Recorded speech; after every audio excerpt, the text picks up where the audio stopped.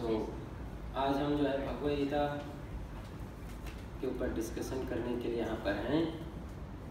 और आज का हमारा टॉपिक क्या है डिस्कशन का? 3 पॉइंट पीस फार्मूला। हिंदी में भगवद गीता से।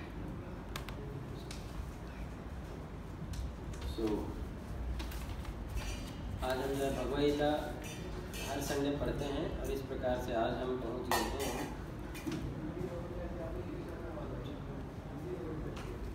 चैप्टर 5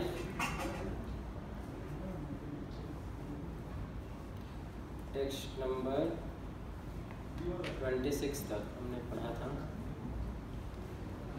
आज हम पढ़ेंगे 27, 28 और 29।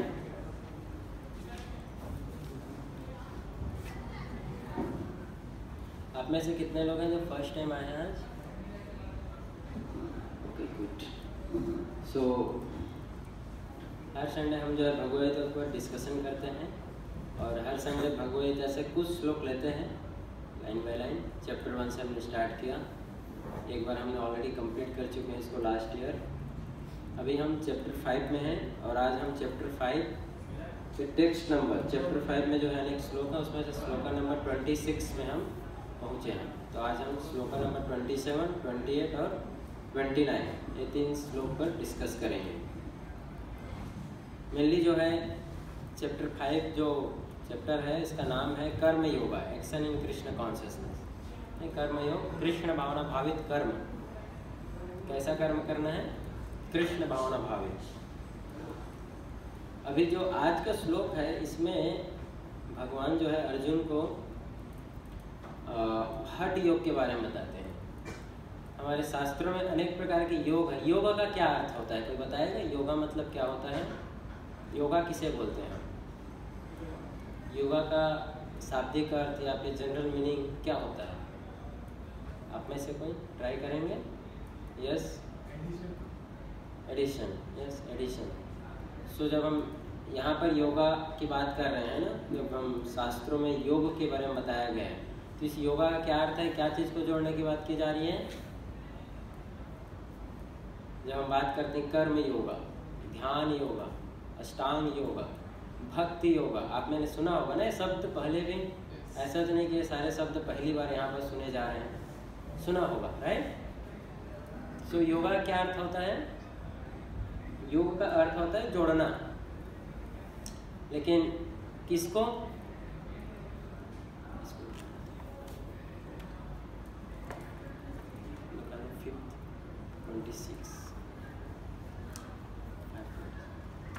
योग का अर्थ क्या होता है? जोड़ना। किस चीज को जोड़ना?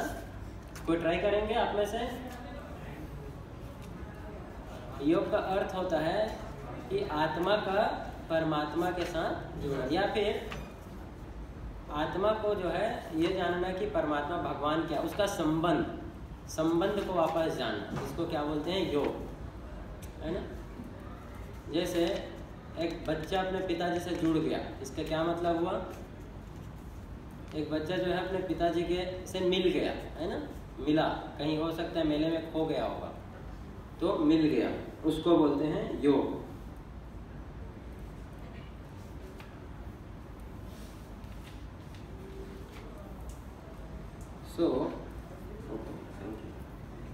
आज हम जो है 26 और 27 को डिस्कस कर रहे हैं। तो यहाँ पर जो है अभी कर्म योग इसके बारे में बताया गया है। तो अर्जुन को भगवान बताते हैं इस चैप्टर में अष्टांग योग के बारे में, या फिर हठ योग। हठ योग या अष्टांग योग किसको बोलते हैं? तो मैं श्लोक पढ़ रहा हूँ, है ना? आप लोग सुनिएगा। ये 26 और 27 और 28 दोनों साथ में है। स्पर्शं कृत्वा बहिर्बाह्यं चक्षुर्चैवान्तरे भ्रुवा प्राणपानौ शमौ कृत्वा नाशभयन्तरचारिणौ यतेन्द्रियमनोर्बुद्धि मुनिर्मोक्षपरायणा विगतेच्छा भया क्रोधा यशदा मुक्त एव स। तो भगवान कृष्ण बोलते हैं, क्या बोलते हैं? हठ योग के बारे में, अष्टांग योग के बारे में बता रहे थे। अष्टांग योग क्या होता है, या फिर अर्जुन तुम्हें कैसे प्रैक्टिस करना है इस योग को। हालांकि अष्टांग योग बहुत मुश्किल है ना। खैर आगे अर्जुन जो है बताएंगे इस चीज़ के बारे में। तो अभी क्या बोल रहे हैं वो सुनिए, है ना। इसका तात्पर्य में प्रभुपाद जी समझाते हैं कि अष्टांग योग क्या है। बोलते हैं समस्त इंद्रिय विषयों को बाहर करके दृष्टि को भाव के मध्य में केंद्रित करके प्राण तथा अपान वायु को नथुने के भीतर रोक कर तथा इस तरह मन इंद्रिय तथा बुद्धि को वश में करके जो मोक्ष को लक्ष्य बनाता है वह योगी इच्छा भय तथा क्रोध से रहित हो जाता है। जो निरंतर इस अवस्था में रहता है वह अवश्य ही मुक्त हो जाता है या अवश्य ही मुक्त है। तो अष्टांग योग के बारे में है ना। तो अष्टांग योग के बारे में यहाँ पर तो भगवान बताते हैं किस प्रकार से उसका प्रैक्टिस करना है ना। कैसे प्रैक्टिस करना है, बोलते हैं कि सबसे पहले तो हमारे सारे जितने भी एक्सटर्नल सेंस ऑब्जेक्ट है, इंद्रिय विषय हैं, इसे बाहर करना है। इंद्रिय विषय का अर्थ होता है हमारी इंद्रियां। कौन कौन सी इंद्रियां हैं हमारे पास? आँख, कान, नाक, जीवा और इसके टच करने, तो 5 इंद्रिय हैं। तो इन 5 इंद्रियों के संपर्क में जो भी आता है उसको क्या बोलते हैं? इंद्रिय विषय, ऑब्जेक्ट ऑफ द सेंसेस। इनको बाहर करके इनके बारे में नहीं सोचना है ना। उसके बाद बोलते हैं अपने दृष्टि को, अपने आँख को जो है कहाँ रखना है? भावों के मध्य में। इधर उधर ध्यान, आँख नहीं जाना चाहिए, भावों के मध्य में। फिर प्राण और अपान, जो हम वायु ले रहे हैं और छोड़ रहे हैं ना, सांस ले रहे हैं और सांस छोड़ रहे हैं। तो अंदर में एक्चुअली 5 प्रकार की वायु होती है, मैं आपको बताता हूँ। तो 5 प्रकार जो वायु है इसे नथुने के भीतर रोक कर, जब हम ले रहे हैं उसको रोकना है, कब छोड़ना है, इसका एक प्रॉपर इंटरवल टाइम है। इस तरह करके अपने माइंड, मन को, इंद्रियों को और बुद्धि को, बुद्धि यानी कि इंटेलिजेंस, इन तीनों को वश में करके मतलब कि ये अपनी इच्छा से जहाँ तहाँ नहीं भटकना चाहिए। जैसे अभी मन हमारा कहीं भी भटक सकता है, जाता है ना। ऑब्वियसली जब हम कहीं बैठे हैं तो ऑब्वियसली बैठे यहाँ पर है, लेकिन मन कहीं और रहता है। ये नहीं, इसको कंट्रोल में करके जो मुझको लक्ष्य बनाता है, मुझे जानने का प्रयास करता है। ये क्या है? ये तरीका है अष्टांग योग का। जो अर्जुन को सुनकर लगते हैं कि ये तो मैं नहीं कर पाऊंगा, ये नहीं कर पाऊंगा। तो अष्टांग योग के बारे में भी हम देखते हैं। और इसके अगले श्लोक में फिर भगवान बताते हैं भक्ति के बारे में, भक्ति कैसे करना है। क्योंकि अर्जुन के चेहरे को देख के भगवान क्या आते हैं, समझ जाते हैं कि क्या है, ये बड़ा मुश्किल है, नहीं हो पाएगा। तो अभी हम अष्टांग योग के बारे में आपको बताता हूँ। अष्टांग योग में मुख्य रूप से ना 8 स्टेप होता है, आप सुने होंगे है ना। 8 स्टेप क्या क्या है? यम, नियम, प्राणायाम, यम, नियम, आसन, प्राणायाम, फिर प्रत्याहार, ध्यान, धारणा, समाधि। धारणा, ध्यान, फिर समाधि। ये 8 प्रकार के स्टेज हैं। सबसे शुरुआत कहाँ से होता है? यम से। यम का क्या अर्थ होता है? यम यानी होता है कुछ ऐसी चीजें हैं जो हमें डोंट्स को बोलते हैं ना, जो हमें नहीं करना है, उसको यम बोलते हैं। तो योग का, या फिर आप समझो, जब हम इस योग का सबसे पहला नियम यही है कि हम सबसे पहले ये जाने कि हमें क्या नहीं करना है, क्या नहीं करना है। उसके बाद यम के बाद नियम। नियम का अर्थ होता है हमें क्या करना है। तो इवन हम जब भक्ति कर रहे हैं ना, या फिर जब हम आध्यात्मिक पाथ पे आ रहे हैं, रास्ते पे आ रहे हैं, तो हमें सबसे पहले ये जानना चाहिए कि अब मैं, अगर मेरी इच्छा भक्ति में आगे बढ़ने की है, मुझे अपने जीवन को भगवान के राह पे लेके जाना है, तो सबसे पहले ये जानना कि मुझे क्या नहीं करना है। यम, डोंट्स। तो इसमें आता है, जैसे मुख्य रूप से अष्टांग योग की बात की जाती है तो 5 प्रकार का रिस्ट्रिक्शन आता है, डोंट्स, जो नहीं करना है। सबसे पहले उसमें बताया जाए अहिंसा, है ना। अहिंसा, हमें अहिंसा का पालन करें, हिंसा नहीं करना है। यानी कि हिंसा नहीं करना यानी कि किसी भी जीव जंतु को मारना नहीं है। मारना नहीं मतलब मीट ईटिंग नहीं करना है, मांस नहीं। ऑब्वियसली अगर कोई मांस खा रहा है, इसका मतलब है कि किसी न किसी जीव की हत्या हुआ है तभी मांस आया है।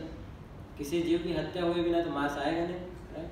तो सबसे पहला है अहिंसा, अहिंसा का पालन करना। उसके बाद है सत्य, सत्य यानी कि झूठ नहीं बोलना है, सत्य बोलने का आदत डालना। ये क्या है? नॉन लाइन, है ना, झूठ नहीं बोलना। फिर है अस्तेय यानी नॉन स्टीलिंग, यानी चोरी नहीं करना। चोरी नहीं करना यानी कि कहीं भी इधर उधर की बातों की इधर नहीं करना है ना, सामान को। फिर चौथा जो चीज़ है डोंट्स में, वो है और बहुत इम्पोर्टेंट है, वो है कि हमें ब्रह्मचर्य का पालन करना, है ना, ब्रह्मचर्य को ना तोड़ना, है ना। ब्रह्मचर्य एज ए स्टूडेंट लाइफ, जब हम स्टूडेंट लाइफ में है ना, स्टूडेंट लाइफ कब तक होता है? एट द एज ऑफ 25 तक, 25 मतलब बचपन से लेकर 5 से जो है 30 साल या 25 साल तक को क्या बोलते हैं? जनरली शास्त्रों में 25 साल तक दिया है, लेकिन आजकल हमारा एजुकेशन सिस्टम इतना है कि हम पढ़ते पढ़ते 30 साल के भी हो जाते हैं, पढ़ते ही रहते हैं। तो 25 साल तक शास्त्रों में दिया है कि एटलीस्ट 25 ईयर तक वन शुड फॉलो ब्रह्मचर्य वेरी स्ट्रिक्टली। 25 साल के एज तक हर किसी को ब्रह्मचर्य का पालन करना चाहिए।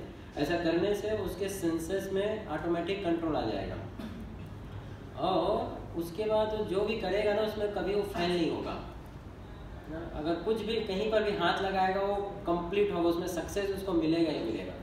That is the potential of ब्रह्मचर्य, ब्रह्मचर्य पालन करने का। और उसके बाद जो है अपरिग्रह, अपरिग्रह यानी कि पोजेसिवनेस, पोजेसिवनेस यानी कि अधिकार जमाना। ऐसा नहीं कि हर जगह अपना ही अधिकार जमा रहा है। ये देखना चाहिए कि कौन क्या किसका है, कहाँ पर मेरा काम चलेगा, कहाँ पर मैं कितना मेरे अधिकार में है, इस चीज़ को। ये यम होता है। यम मतलब हमें क्या नहीं, डोंट्स है ना, इसको हमें नहीं तोड़ना, इन नियमों को पालन करना है, ये शास्त्रों में बताया गया। यम के बाद नियम, नियम में आता है कि अब हमें क्या करना है। ये तो हो कि हमें झूठ नहीं बोलना है, ब्रह्मचर्य का पालन करना है, ब्रह्मचर्य नहीं तोड़ना है ना, चोरी नहीं करना है, और सबसे पहले हमने देखा था हिंसा नहीं करना है। ये तो डोंट्स है ना। यम, यम के बाद नियम, नियम यानी कि क्या करना है, किस नियमों को हमें पालन करना है। तो उसके बारे में बताया गया। इसमें भी 5 प्रकार से है ना, 5 प्रकार से, जिसमें सबसे पहला आता है शौच। शौच यानी कि प्यूरिटी, अपने आप में स्वच्छता मेंटेन करना, है ना, क्लीनिनेस। अपने लाइफ को क्लीनिनेस भी 3 प्रकार का होता है। क्या? 2 प्रकार से है ना क्लीनिनेस भी। क्या? एक तो बाह्य रूप से शरीर का क्लीनिनेस करना, और एक है आंतरिक क्लीनिंग यानी कि मन का क्लीनिनेस, माइंड का क्लीनिनेस। बाहर का हम अगर गंदा कपड़ा पहने हैं वो सबको दिख जाएगा, है ना, अगर हमारा रूम गंदा है वो दिखेगा, ये बाह्य है। उसके बाद है ये आंतरिक, मन का क्लीननेस। मन भी हमारा बहुत पॉल्यूटेड रहता है। मन का पॉल्यूशन मतलब कि मन में बहुत प्रकार के गंदे विचार, है ना, ऐसे विचार जो मुझे डिग्रेड करेगा, मेरे लाइफ में मुझे डिग्रेड करेगा, इसको बोलते हैं गंदे विचार। तो इन विचारों को क्लीनिंग करना, सबसे पहले प्यूरिटी डेवलप करना, है ना। शौच, शौच के बाद आता है संतोष। संतोष यानी कि सेटिस्फैक्शन, उसके लिए अभ्यास करना, सेटिस्फैक्शन कि वाट मेरे पास जो भी है ना, या फिर भगवान की कृपा से मैं जिस भी परिस्थिति में हूँ, that is sufficient for me, और मेरे लिए इतना सफिशिएंट है, संतोष। उसके बाद तप यानी कि ऑस्टेरिटी, तपस्या करने को तैयार होना चाहिए। सुबह जल्दी उठना, अपने आप में बहुत बड़ी क्या है ये तपस्या है। आप देखो आजकल तो खासकर आज के समय में लोगों का जो सुबह उठने का जो हैबिट है वो कम्प्लीटली चला गया, लोग भूल गए, राइट। आजकल नहीं उठते हैं लोग। तो ये अभ्यास करना, तपह ऑस्टेरिटी, सुबह जल्दी उठना, उठकर नहाना, है ना, क्लीननेस। उसके बाद जो है मॉर्निंग साधना करना, चैंटिंग करना, या फिर अगर कोई स्टूडेंट है तो सुबह उठकर उसे पढ़ना, पढ़ाई करना। रात को जल्दी सोने का हैबिट, ये भी अपने आप में एक तपस्या है। कई बच्चे आज बोलते हैं कि मैं तो रात को सोने चला गया जल्दी, लेकिन नींद ही नहीं है 12 बजे तक। हालांकि उसने कई महीनों से ये अभ्यास ही नहीं किया है, तो एक दिन में तो होने वाला है नहीं, लेकिन ये भी अपने आप में तपस्या है। स्वाध्याय, स्टडी करना, ये भी तपस्या, स्टडी करना, ये नियम है, ये करना चाहिए हमें। स्टडी, शास्त्रों का स्टडी, भगवत गीता का, श्रीमद् भागवतम का, ग्रंथों का स्टडी करना, क्योंकि इन शास्त्रों को स्टडी करने से, पढ़ने से हमारा माइंड जो है स्ट्रांग होता है, बुद्धि स्ट्रांग होता है, मन और बुद्धि डिसीजन लेने के लायक बनता है। क्योंकि अगर हम शास्त्रों को नहीं पढ़ेंगे तो सही और गलत की पहचान नहीं कर पाएंगे। सही और गलत की पहचान के लिए शास्त्रों का अध्ययन करना है, इसलिए बताया गया स्वाध्याय। इसीलिए हमें अपने जीवन में ये हैबिट रखना चाहिए, डेली का हैबिट होना चाहिए कि हमें क्या करना है, कम से कम कुछ समय भगवत गीता या फिर श्रीमद् भागवतम जैसे अनेक ग्रंथ है उसे पढ़ने का। अगर ये नियम हम बांध लेंगे तो हम कभी भी गलत राह में जाने से बच जाएंगे, है ना। यम नियम, उसके बाद आसन आता है। आसन मतलब कि अनेक प्रकार के आसन है ना, वो उसका अभ्यास करना। उसके बाद प्राणायाम यानी कि कंट्रोलिंग द लाइफ एयर, सांस हवा को कंट्रोल करना। तो प्राणायाम में के सेक्शन में पतंजलि में बताया गया 5 प्रकार के वायु होता है हमारे शरीर में, प्राण, अपान, समान, उदान और व्यान। इन 5 प्रकार के वायु जब गड़बड़ी होता है कभी हमारे शरीर में, तब जाके हम बीमार पड़ते हैं। जिसके शरीर में 5 प्रकार के वायु सही तरीके से बह रहा है तो कभी जिंदगी में नहीं बीमार पड़ेगा, चाहे उसका एज कितना भी हो जाए। ये 5 प्रकार के वायु की गड़बड़ी की वजह से ही हमारे शरीर में प्रॉब्लम्स आते हैं, रोग होता है, डिजीज होता है ना। ये 5 प्रकार के वायु को कैसे कंट्रोल करना है, क्योंकि योगी के लिए आवश्यक है। अगर वो हमेशा बीमार रहेगा तो योग कैसे करेगा। अष्टांग योग की बात कर रहे हैं ना, उसलिए। उसके बाद है प्रत्याहार। प्रत्याहार यानी कि अपने इंद्रियों को बाह्य चीजों से खींचना, अंदर लेना, प्रत्याहार। उसके बाद धारणा यानी कि कंसंट्रेशन। उसके बाद ध्यान यानी कि मेडिटेशन। और उसके बाद समाधि यानी कि स्पिरिचुअल एब्जॉर्ब हो जाना। तो शास्त्रों में दिया गया है धारणा, ध्यान और समाधि क्या होता है। तो बताया गया है धारणा, ध्यान, समाधि क्या होता है। धारणा होता है किसी भी एक विचार में, है ना, एक विचार में, एक थॉट में 12 सेकंड के लिए सोचना। मतलब 12 सेकंड तक आपके माइंड में अगर कोई दूसरा थॉट नहीं आया, सिर्फ वही थॉट है, सिर्फ one pointed attention, concentration 12 second के लिए मात्र, तो क्या है, वो धारणा के स्टेज में है। 12 सेकंड। तो आप लोग ट्राई करना, 12 सेकंड किसी एक विचार को सोचने का मुश्किल है, इट्स डिफिकल्ट। और उसके बाद 12 × 12 सेकंड, 12/12 कितना हो गया, 24। 12 × 12 सेकंड अगर हम एक थॉट पे हम कंसंट्रेटेड है ना, उसको मेडिटेशन बोलते हैं। और फिर 12 × 12 × 12 सेकंड अगर एक विचार में हम थॉट है तो वो कहलाता है समाधि। पतंजलि में ऐसा बताया गया है। ये तो अष्टांग योग के बारे में जो बताया गया अभी, ये अपने आप में बहुत कठिन है, क्योंकि इसका जो नियम है, ये सारा जो हमने नियम देखा अपने आप में सुन के ही लग रहा है ना, कितना ये करने में मुश्किल होगा। जब हम आसन के बारे में या फिर प्राणायाम के प्रत्याहार सुनते हैं तो ये मुश्किल है। इवन अर्जुन ने भी रिजेक्ट कर दिया। क्यों रिजेक्ट किया, क्या बोला, चंचलम ही मना कृष्ण प्रमादी बलवत दृढ़, कि हे कृष्ण मेरा मन क्या है, बहुत ही चंचल है, प्रमादी बलवत दृढ़, बहुत ही, ये तो प्रमादी यानी कि टर्बुलेंट है ना, टर्बुलेंट है। जैसे चक्रवात आपने देखा है कैसे चलता है, उसके समान है। और उसके बाद वैसे ही नहीं, ये क्या है, स्ट्रांग भी है, स्ट्रांग है। ऐसा नहीं कि चक्रवात के साथ इसको मैं रोक लूँ, दबा लूँ अपनी शक्ति से, नहीं, स्ट्रांग है ये। मेरे लिए तो मन को कंट्रोल करना, अर्जुन कहते हैं कि मैं हवा को रोक लूंगा लेकिन अपने मन को रोकना मेरे वश में नहीं है। इसीलिए भगवान ने भक्ति योग के बारे में बताया। तो अभी हम देखेंगे, उदाहरण आपको बताता हूँ। अष्टांग योग का उदाहरण आता है सौबरी मुनि के बारे में। सौबरी मुनि के बारे में आपने सुना है?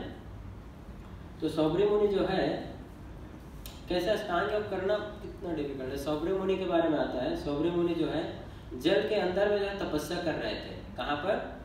पानी के अंदर में, यमुना के जल के अंदर वो तपस्या कर रहे थे। जल के अंदर तपस्या कर रहे थे, आंख बंद कर कंप्लीटली कई साल होता, कभी कभी बीच में आंख खुलता था। लेकिन देखो अष्टांग इतना डिफिकल्ट है कि बीच में जो आंख खुलता था ना, उससे उसे डिस्टर्ब हो गया, उसी से वो डिस्टर्ब हो गया। क्यों? जब आंख खुला तो मछली का बहाव देखते थे, है ना, तो उनसे उनको डिस्टर्ब हो गया। वो पानी के अंदर क्यों गए थे तपस्या करने? क्योंकि बाहर में इतने सारे मनुष्य है, कोई ना कोई से डिस्टर्ब कर देता है, कोई ना कोई बहुत सारे लोग हैं जो डिस्टर्ब कर। पानी के अंदर तो कोई नहीं आएगा, तो पानी के अंदर गया, तपस्या कर रहा था। लेकिन जब पानी के अंदर तपस्या कर रहा था तो उसने क्या देखा, दो मछली आपस में संग कर रहे हैं। तो मछलियों को संग करते हुए देखकर उसके मन में क्या आ गया, इच्छा उत्पन्न हो गई कि मैं कहाँ अपना टाइम वेस्ट कर रहा हूँ यहाँ पर। और तपस्या छोड़ के कहाँ गया? उस समय राजा था वहां पर, मंधाता राजा थे। उस राजा के पास चले गए, बोले कि मुझे आपकी बेटी से शादी करना है। तो राजा जानते थे कि वो बहुत महान ऋषि था, पानी के अंदर तपस्या किया, अगर मना कर दिया तो क्या कर देगा, ये श्राप दे देगा, पूरा राज्य तहस-नहस कर देगा। हालांकि आगे और बहुत लंबी स्टोरी है। फिर राजा बोलता है कि देखिए आप, मुझे कोई कष्ट नहीं है, मेरी 50 रानी है, 50 बेटी है मेरी, आपको जो पसंद ले सकते हो, उनको जो पसंद, लेकिन आप पैसे हैं कहाँ रखेंगे। तो समझ गया वो राजा का भाव। तो अपने योग बल से, तपोबल से उसने बहुत ही बड़ा राज्य बना लिया अपने लिए, लेकिन मन को नहीं वश में कर पाया। समझ रहे हैं? वो इतना बड़ा राज्य बना लिया अपने योग बल से, लेकिन मन को नहीं कंट्रोल कर पाया। ये जो है ड्रॉबैक है, अष्टांग योग इतना मुश्किल है ये, है ना, मन को वश में करने के लिए। इसीलिए वहीं पर हम देखते हैं उदाहरण किसका, हरिदास ठाकुर का। हरिदास ठाकुर क्या करते थे, ये चैंटिंग करते थे, भगवान का नाम जप करते थे डेली, है ना, डेली 194 राउंड्स चैंटिंग, हरे कृष्ण कृष्ण कृष्ण हरे हरे, हरे राम राम राम हरे। और इस प्रकार से भगवान की भक्ति में लीन थे, और इस प्रकार से लीन थे। तो उनके पास भी ऐसा ऑप्शन आया था, उनके पास जो है उस समय जो वहाँ पर बंगाल में जो उस समय उस एरिया का जो मुखिया था, मुसलमान, उसने एक मुखिया, उसने हरिदास ठाकुर को, उसके चैंटिंग को रोकने के लिए हरिदास ठाकुर के पास किसको भेज दिया, एक वैश्या को भेज दिया, प्रोस्टिट्यूट। बोले कि तुम जाओ और कैसे भी करके उसको रोको। हरिदास ठाकुर यंग ब्रह्मचारी, यंग भगवान के भक्त थे और हमेशा भगवान का नाम जप करते, बहुत सुंदर दिखते थे। तो वो वैसे आके बैठ गए उनके बाजू में, और वो बेचारे गुफा में बैठ के जप कर रहे हैं हरे कृष्ण। आके बैठ गई, हरिदास ठाकुर को बोली कि देखो आप कितने यंग हैं और मैं भी यंग हूँ, क्यों टाइम वेस्ट करते हैं। तो हरिदास ठाकुर वहाँ पर डिस्टर्ब नहीं हुए। हरिदास ठाकुर ने क्या बोला, ठीक है बैठो, मेरा भी क्या बाकी है, मेरा चैंटिंग बाकी है, मेरा माला बाकी है, मैं अपना माला कंप्लीट करता हूँ। मेरे को एक्चुअली 194 राउंड करना है, 194 राउंड करना है, ये हो जाएगा, फिर हम आपकी जो इच्छा है उसको मैं पूरा कर दूंगा। तो खुश हो गई, वो एक ही दिन में तो हो गया ख़त्म कहानी। तो बैठे रहे और हरिदास ठाकुर चैंटिंग कर रहे हैं, हरे कृष्ण कृष्ण कृष्ण हरे हरे, हरे राम राम राम हरे हरे। इस प्रकार से कंटिन्यू चैंटिंग कर रहे हैं। और 194 है ना, 194 राउंड करने में हमें कम से कम 22 घंटा लगता है। और इस प्रकार से पूरा रात निकल गया, सुबह का समय हो गया, 4-5 बज गए। वो माता जी मतलब वैश्या जो है देखने लगी कि ये क्या सुबह हो गया। वो बोली कि ठीक है मैं कल आज रात को आती हूँ, आप पहले से रेडी रहना। चली गई, निकल गया हरिदास ठाकुर बच गए। फिर अगले रात को आ गए सेम हरिदास ठाकुर कि आज भी मेरा माला बाकी रह गया है, तुम बैठो यहीं पर। फिर सेम हरे कृष्ण कृष्ण कृष्ण हरे हरे, हरे राम राम हरे हरे। चैंटिंग कर रहे हैं और सुन रही हूँ, सोच रही कि अभी खत्म होगा। और इस प्रकार से फिर सुबह हो गया। तो फिर डर से, क्योंकि बाकी लोग देखेंगे तो मेरा बदनामी हो जाएगा, है ना, कि साधु के पास बैठ गई ऐसा करके। तो फिर निकल गई और थर्ड डे फिर रात को आती है, और रात को इस बार जो है संध्या होते होते उस वैश्या का मन बदल गया पूरा, उसका हृदय परिवर्तन हो गया। क्यों परिवर्तन हो गया? क्योंकि कंटिन्यू वो हरिदास ठाकुर के मुंह से, जिह्वा से जो है भगवान का नाम सुन रही थी, है ना, हरे कृष्ण कृष्ण कृष्ण हरे हरे, हरे राम राम राम हरे। ये सुनते सुनते उसका पूरा वैसे का हृदय बदल गया, पूरा जो माइंड उसका कंटामिनेटेड था, जो पॉल्यूटेड था, वो सब क्लियर हो गया 3 दिन में ही। और तुरंत जो है वो हरिदास ठाकुर को प्रणाम करती है और बोलती है, एक्चुअली मेरे को इसने भेजा था आपको बदनाम करने के लिए, आपको फंसाने के लिए, मुझे क्षमा कर दीजिए, और रोने लगती है। तो हरिदास ठाकुर बोलते हैं, मुझे पता था, पहले से पता था कि उसने ही भेजा है। बोलते हैं ठीक है, अभी बोलते हैं हरिदास ठाकुर बोलते हैं, अभी माला तुम पकड़ो, है ना, और जो तुम्हारे पास जो भी पैसा तुमने आज तक कमाया है वो सब तुम बांट दो, 1 रुपया अपने पास मत रखो, पूरा बांटो, ये माला रखो, ये तुलसी का पौधा, यहीं बैठ के जप करो, है ना। ऐसा बोल के हरिदास ठाकुर वो जगह छोड़ के चले जाते हैं, उसको वहीं बैठा देते हैं और पूरा पैसा बोलते हैं बांट। तो हम देखते हैं यहाँ पर एक जो है भक्ति योग का पालन कर रहे हैं ना, भगवान के नाम कंटिन्यू स्मरण कर रहे हैं, वो इतना पोटेंट है कि कितना एडवर्स सिचुएशन आने के बाद में उसे बच गया। लेकिन वहीं पर अष्टांग योग के बारे में इतना डिफिकल्ट है। हालांकि अष्टांग योग से हम भक्ति योग में आ सकते हैं आगे, उसका भी उदाहरण मिलेगा शास्त्रों में कि जो अष्टांग योग कर रहा था, लेकिन उसके बाद वो करते करते उसको भगवान की कृपा हुआ तो वहाँ से भक्ति योग में आ गया, भगवान की शुद्ध भक्ति में भक्ति करने लगा। तो ये शक्ति है ना, ये पोटेंसी है, तो ये हमें जानना चाहिए। तो रियल सेंस कंट्रोल क्या है ना, रियल सेंस कंट्रोल यानी कि सही में हमारे इंद्रियों को वश में करना, यानी कि अपने इंद्रियों को प्यूरिफाई करना, जो हमारे आँख कान नाक है ना, इससे हम जो चीजें देख रहे हैं, सुन रहे हैं, टेस्ट कर रहे हैं, उन ऑब्जेक्ट को चेंज करना, प्यूरिफाई करना। जो हम अभी देख रहे हैं उसको ना देख करके, उसको ना सुन करके, उसको टच ना कर करके, ऐसी चीजें को, ऐसी एक्टिविटीज में इन्वॉल्व होना जो सीधे कृष्ण से संबंधित है, उसको बोलते हैं प्यूरिफिकेशन ऑफ द सेंसेस, अपने इंद्रियों को प्यूरिफाई करना। और जब हम अपने इंद्रियों को प्यूरिफाई करते हैं, करेंगे, तब जाके हमारा रियल सेंस कंट्रोल होएगा, अपने इंद्रियों को हम वश में कर पाएंगे, अपने मन को वश में कर पाएंगे। ये तो आर्टिफिशियल तरीके से हम कितना भी प्रयास करें नहीं होगा। जैसे कुत्ते का पूंछ है ना, उसको आप कितना भी ट्राई करो होएगा सीधा नहीं, वो जैसे ही आप उसमें पाइप डाल के रखो और पाइप निकालो तो वापस टेढ़ा। हमारा मन भी वैसा ही है, इसको जब तक डंडा मार रहे हो तब तक थोड़ा ठीक है, जैसे ही डंडा हटा वापस वही सोच में, उसी कार्य में वापस से चला जाता है। इसीलिए बताया गया शास्त्रों में कि रियल प्यूरिफिकेशन, हमें अपने इंद्रियों को अगर हमें सच में बचाना है तो इसे भगवान की सेवा में लगा दो, अगर वहां लग गया तो इसे कोई कहीं नहीं हटा सकता, फिर कोई कहीं नहीं हटा सकता।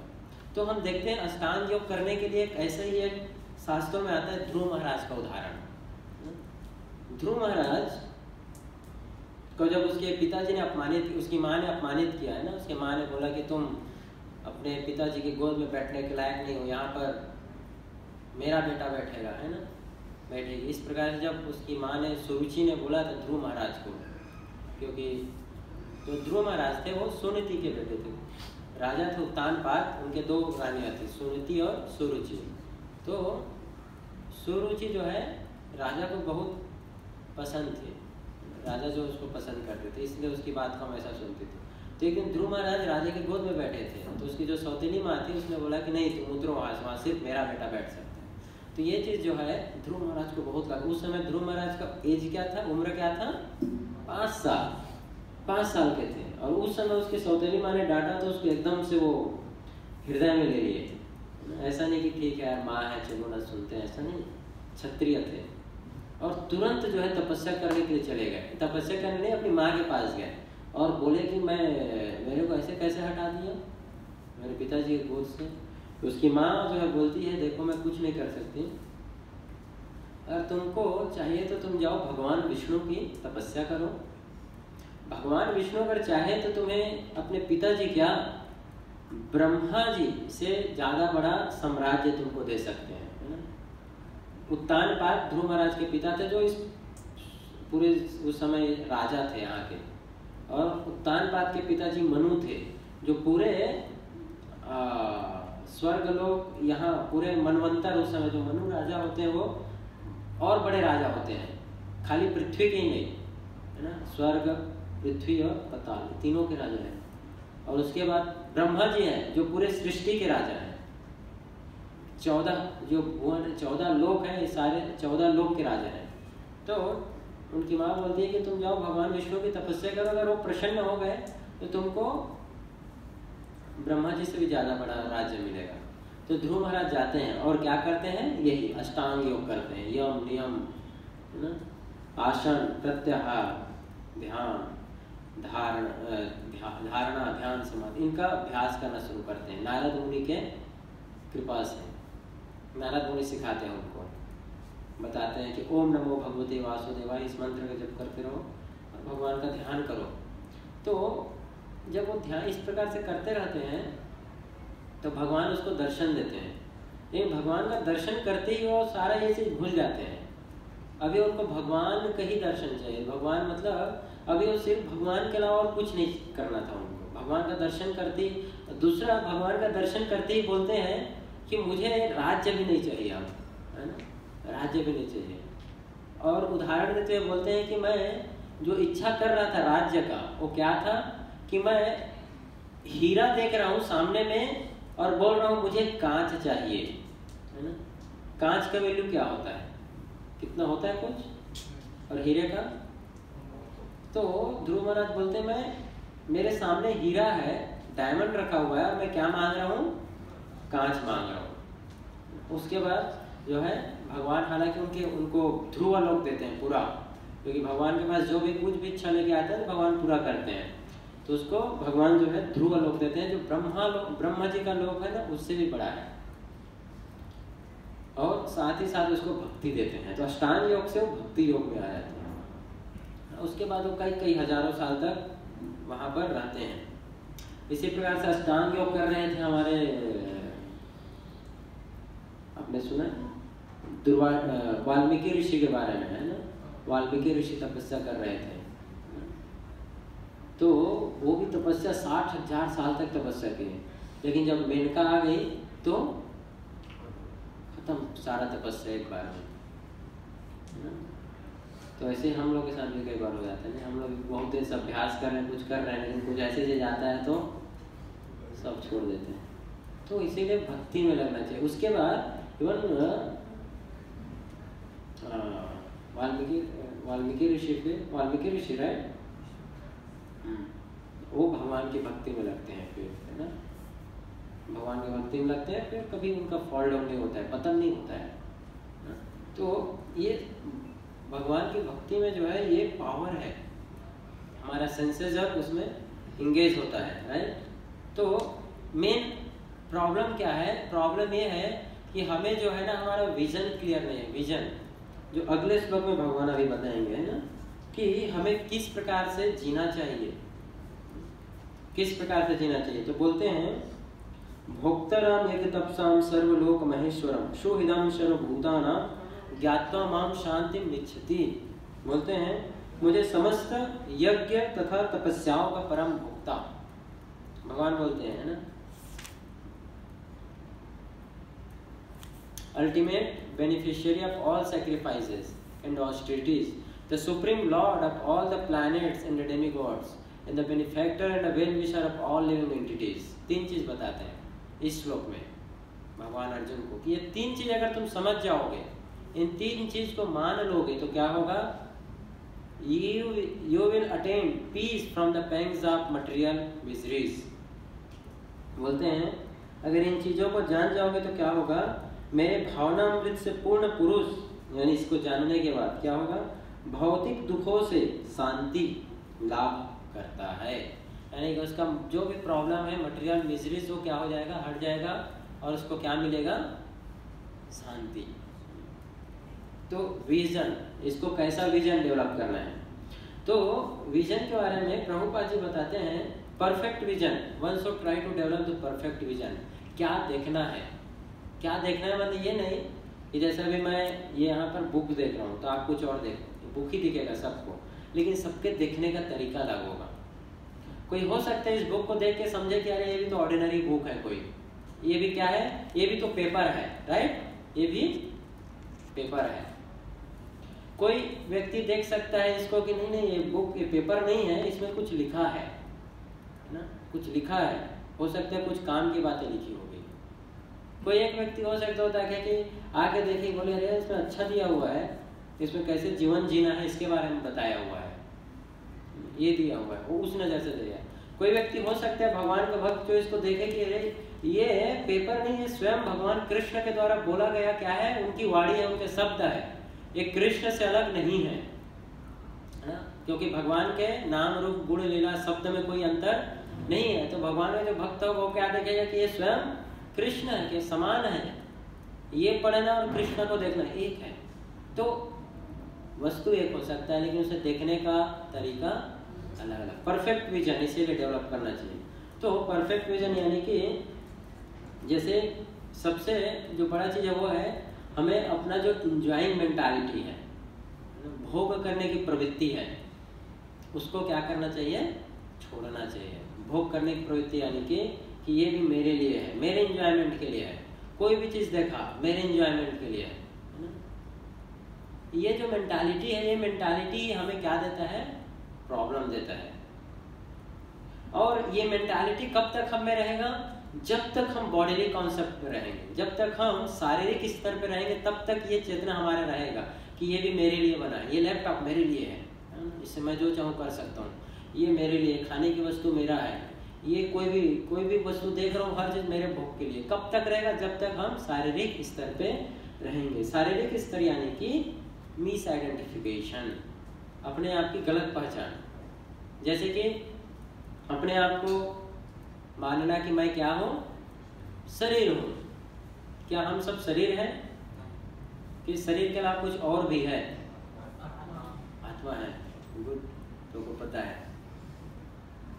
तो जब तक ये माने कि मैं शरीर, ये लड़का हूँ, लड़की हूँ, या फिर मैं मैनेजर हूँ, एक स्टूडेंट हूँ, जब तक कोई ऐसा सोचेगा तो ऑब्वियसली उसे पूरा करने के लिए उसका जो सप्लीमेंट्री हो चाहे रहेगा। जैसे अगर कोई सोचता है मैं लड़का हूँ तो ऑब्वियसली उसे क्या चाहिए रहेगा, क्या चाहिए रहेगा, लड़की चाहिए रहेगा।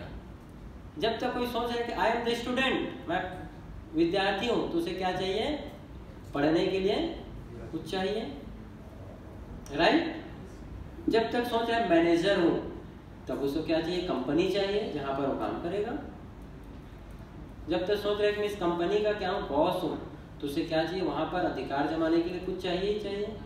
तो जब हम शारीरिक स्तर में अपने आप को पहचान करते हैं तो उससे जो चीज़ें संबंधित वो हम चाहिए वो, जैसे हम सोचते हैं कि मैं लड़का, तो हमें लड़की चाहिए फिर।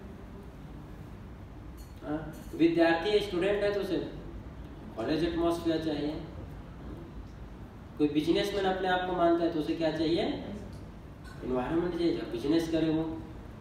तो जब तक कोई शारीरिक स्तर में इस प्रकार सोचता है, उसको ये सारी भौतिक चीजें चाहिए, है ना, भौतिक चीजें चाहिए। लेकिन शास्त्र बोलता है कि हम ये नहीं है, शास्त्र बोलता है कि ना हम अपने आप को, हमें इस शरीर से पहचान कोई भी वस्तु है उसे हमें नहीं करना चाहिए, बल्कि हमारा जो असली पहचान हो क्या है, आत्मा, भगवान का अंश। तो वो कोई अगर पहचान कर देगा भगवान का अंश हूँ, भगवान का दास हूँ, तब उसे क्या चाहिए।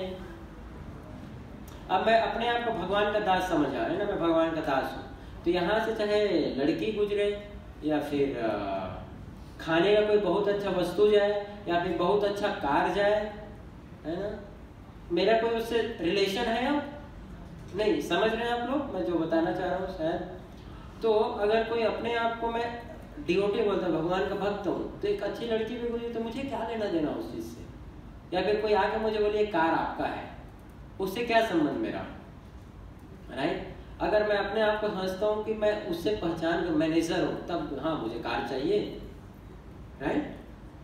तो जब तक हम अपने आप को पहचान करते हैं भौतिक जगत की चीज़ों से, तब हमें अपना जो है उसको पूरा करने के लिए चीज़ें चाहिए। लेकिन जब अपने आप को रियलाइज करते हैं, समझने का प्रयास करते हैं कि मैं कौन हूँ, भगवान का दास हूँ, तो ये सारे प्रॉब्लम, जितने भी प्रॉब्लम्स हम फेस कर रहे हैं जीवन में, ये सब क्या हो जाएगा, एक क्षण में दूर हो जाएगा। इसीलिए भगवान क्या बोलते हैं, सर्वधर्मान परित्यज्य मामेकम शरणं व्रज अहम त्वं सर्व पापेभ्यो मोक्षयिष्यामि मा शुचः। बोलते हैं मेरा शरण लो, तुम्हारे सारे प्रॉब्लम सारे पाप एक बार में क्या हो जाएगा, समाप्त हो जाएगा। तो ये जो है भगवान बताते हैं ना, तो ये हमें जानने का प्रयास करना चाहिए। द पीस फार्मूला इसमें बताया है, क्या बताया है प्रभुपाद जी इस श्लोक में बताते हैं, 3 चीजें हमें याद रखना चाहिए ना। Condition soul are very anxious to attain peace, है ना। हर जीव को क्या चाहिए, शांति चाहिए कि नहीं चाहिए, खाली मनुष्य को नहीं, हर जीव को चाहिए, राइट। कुत्ते बिल्ली बेचारे शांति के साथ सोना चाहते हैं कि नहीं, हर जीव को शांति चाहिए संसार में, लेकिन किसी भी जीव जंतु के जीवन में शांति नहीं है। एक चिड़िया को आप देखना, चिड़िया जब दाना चुगते रहती तो हमेशा अपना चोंच उठा के इधर उधर देखते रहती है, देखा आपने कभी, क्यों, फियरफुल, भय है क्या कि कोई आगे मार न जाए। कुत्ता भी कहीं जाता है तो पहले इधर उधर देखता है ना, कहीं सोया हुआ है तो कोई थोड़ा सा हल्का सा भी वहां से गुजरा तो तुरंत देखता है। तो इस संसार में शांति नहीं किसी जीवन में। तो भगवान बताते हैं 3 चीजें जिसे जानने के बाद हम अपने जीवन में शांति प्राप्त कर सकते हैं या फिर उस रास्ते पे आगे बढ़ सकते हैं। तो पहला बताते हैं Krishna is the ultimate beneficiary, Krishna is the real well विशर। तो बताते हैं कि सबसे पहले ये जानना कि जो रियल वेल विशर है, मेरा जो सुहृद है, जो मेरा सच्चा मित्र है, वो कौन है, भगवान कृष्ण है। ये मानना, ये समझना सबसे पहला। कैसे, जैसे, और एक्चुअली में भगवान कृष्ण रियल वेल विशर और रियल बेनिफिशियरी हर जीवात्मा का। जैसे जब हम माँ के पेट में थे तो आपको खाना कौन खिला रहा था उस समय, कौन डब्बा पहुंचाता था उस समय आपके लिए, कैसे खाते थे जब हम माँ के पेट में थे? तो माँ खाती थी वो आप खाते थे, हाँ कैसे, लेकिन क्या था अरेंजमेंट, क्या था वहां पर, एम्बिकल कॉर्ड था, नाल था, है ना, जो जुड़ा हुआ था आपसे, आपका और आपके हमारी माँ से। तो कार्ड किसने जोड़ा था? ऐसा है किसी बच्चे में ऐसा कभी गलती से जुड़ नहीं पाया, ऐसा हुआ है कभी? नहीं।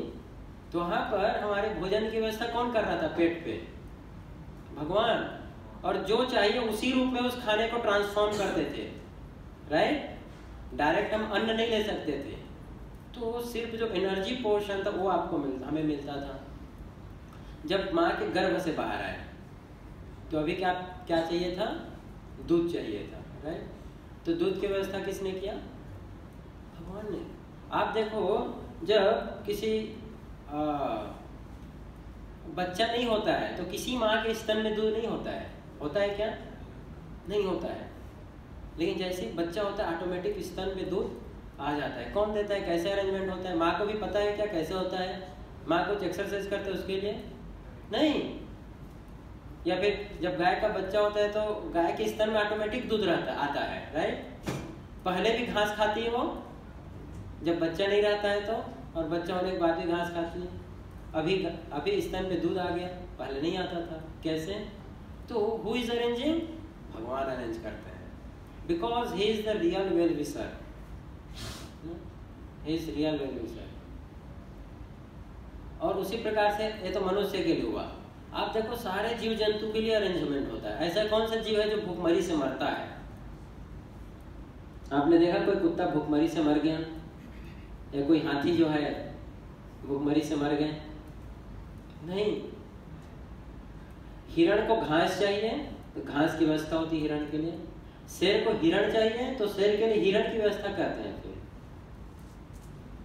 जिसको जो चाहिए भगवान उसके लिए। So Krishna is taking care of every living entity, सबके लिए भोजन की व्यवस्था करते हैं, ये विश्वास करना पहला कि he is my real well wisher, है ना, इज रियल वेल विशर, वो हमेशा रक्षा करेंगे। ऐसे बचपन में मैंने एक सुना था, कुछ भूल गया मैं, लेकिन उस सॉन्ग में आता है, कविता था, उसमें आता है जब कोई छोटा बच्चा रहता है तो भगवान उसके लिए दूध की व्यवस्था करते हैं, तो क्या जब बच्चा बड़ा हो जाएगा तो क्या उसके लिए गेहूं का दाने की व्यवस्था नहीं करेंगे, इस प्रकार से कुछ तो था, भूल गया। तो ये पहला। जो दूसरा है वो है सुहित के बाद सर्वलोक महेश्वरम। सर्वलोक महेश्वरम यानी कि Krishna is the greatest, he is master, he is greatest, उनसे बड़ा कोई नहीं है संसार में, सृष्टि में, ही इज द ग्रेटेस्ट, ये जानना। No one is greater than him. और ये बताया गया भगवद गीता में, भगवान खुद बोलते हैं ना, मत्ता परतरान्यत् किंचित् अस्ति धनंजय मयि सर्वमिदं प्रोक्तम सूत्रे मणिगणा एव। बोलते हैं कि मेरे से बड़ा सत्य इस संसार में और कोई नहीं है। अगर कोई मुझे जान गया तो उसे कोई और दूसरी चीज जानने की आवश्यकता नहीं है।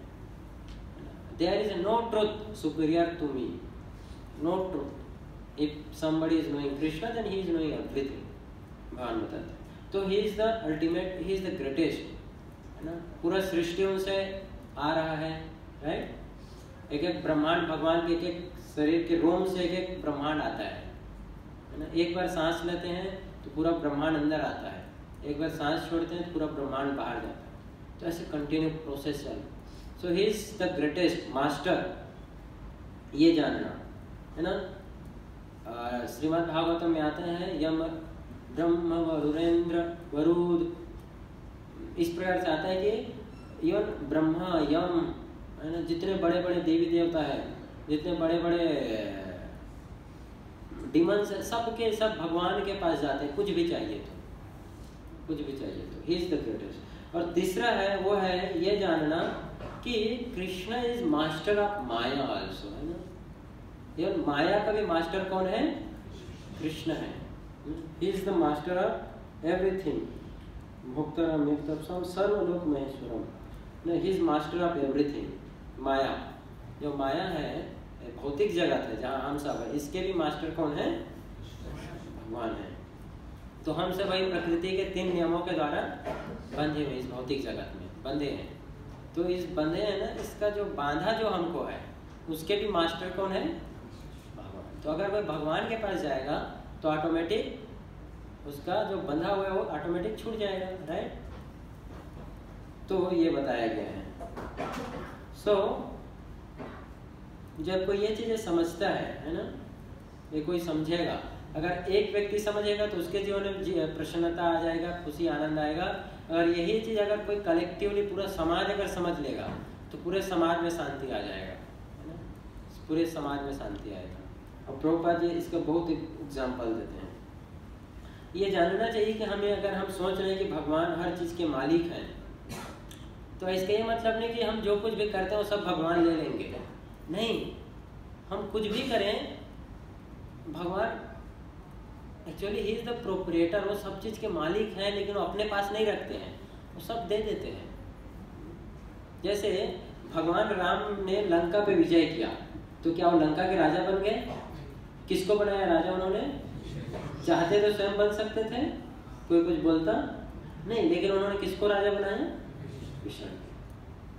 जब भगवान राम ने वाली का वध किया तो किसकिंदा किसका हो गया? अभी राम का हुआ ना, राम ने मारा ना वाली को, तो एक तरह से किसकिंदा पूरा किसका हुआ? तो क्या राम ने किसकिंदा रखा अपने पास? किसको दिया? सुग्रीव को दिया। उसी प्रकार से आप देखना, जहाँ कहीं भगवान जो है, जैसे अर्जुन को पूरा सहायता करते हैं भगवान, है ना, और युद्ध जीतने बाद, तो क्या हस्तिनापुर के लिए भगवान बोलते हैं कि देखो इतना मैंने मदद किया तुम्हें, हस्तिनापुर का इतना पोर्शन मेरे को, तुम प्रॉपर्टी में से इतना प्रॉपर्टी मुझे मिलना चाहिए, ऐसा कुछ उन्होंने प्रपोजल डाला था युधिष्ठिर महाराज को? नहीं। हालांकि भगवान जो है हर चीज के मालिक वही है, लेकिन वो करने के बाद वो सारा क्रेडिट और सब कुछ किसको देते हैं? अपने भक्तों को देते हैं।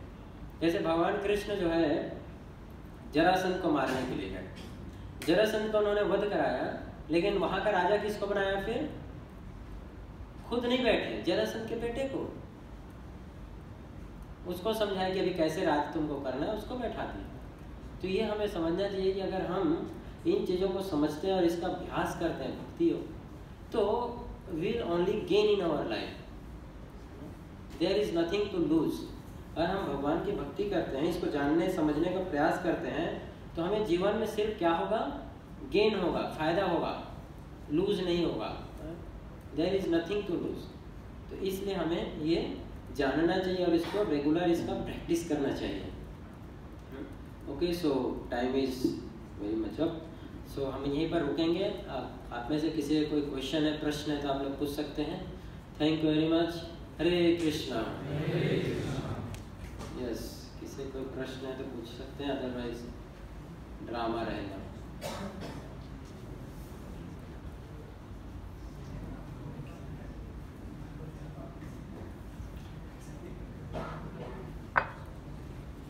ओके, किसी का कोई प्रश्न नहीं है? Okay, so we will have drama, right?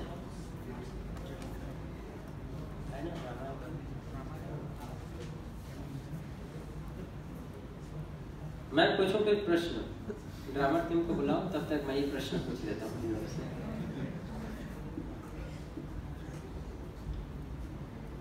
मतलब आप लोगों ने समझा ना जो बताया, तो पूछूंगा, फिर अपना बेइज्जती कराने के लिए क्यों पूछूं? ओके, सो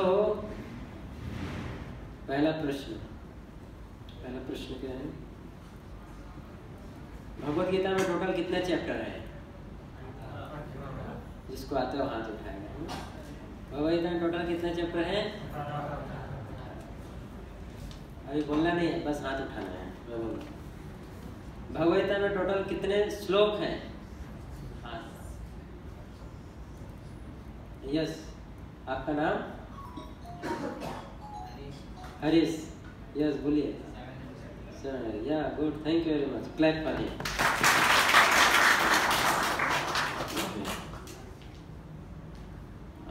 थर्ड क्वेश्चन, अष्टांग योग के बारे में हमने चर्चा किया। अष्टांग योग में हमने कितने पार्ट्स होते हैं, कितने उसके अंग हैं? हाथ उठाना है, हाथ उठाना है। कितने अंग होते हैं अष्टांग योग के? कोई नहीं उठाया? किसी ने सुना? मैंने बताया तो क्लास में। यस गौरव, 8। कौन कौन सा होता है, कौन बताएगा? शिवा, बोलिए।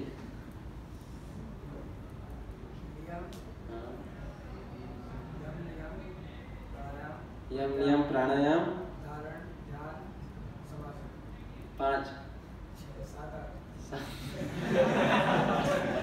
ओके, ठीक है। यम पहला, just say dramatic, they are ready और नॉट। यम, नियम, आसन, प्राणायाम, प्रत्याहार, धारणा, ध्यान, समाधि। Okay, third. Okay, next question, धारणा, ध्यान, समाधि, इसमें कितने टाइम तक हमें एक थॉट पे अगर कोई फोकस कर लिया तो उसे परफेक्ट माना जाएगा? धारण, सबसे पहले धारण में, यस, 1 मिनट, हाथ उठाओ। धारण, यस, आपका नाम? दीपक। दीपक, बोलिए। 12 second, yes, perfect, right, good. ध्यान में, यस, आपका नाम? अक्षय। अक्षय, बोलिए। 144 seconds, yes, correct. समाधि, यस, आपका नाम? शिवम, सत्यम शिवम, बोलिए।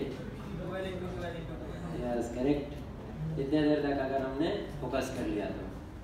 ओके, नेक्स्ट क्वेश्चन, अष्टांग योग और भक्ति योग के लिए समझने के लिए कि हमें कैसे पालन करना है, मैंने दोनों के लिए हाथ हटा दो। मैंने दोनों के लिए एक उदाहरण दिया है ना, एक ऋषि का, एक ऋषि का, एक भक्त का। तो अष्टांग योग के लिए मैंने किसका उदाहरण दिया? हाथ उठाएंगे। अष्टांग योग को समझाने के लिए प्रैक्टिस किया किसी ने पानी के नीचे जाकर। यस सत्यम बोलिए।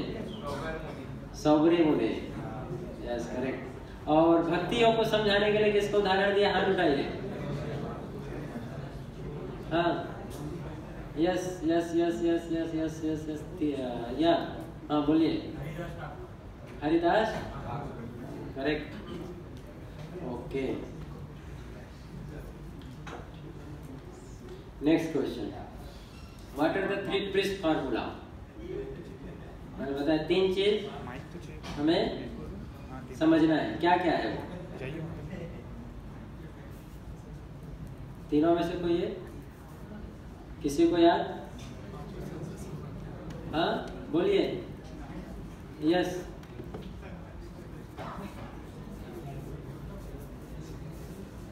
किसी को याद नहीं है?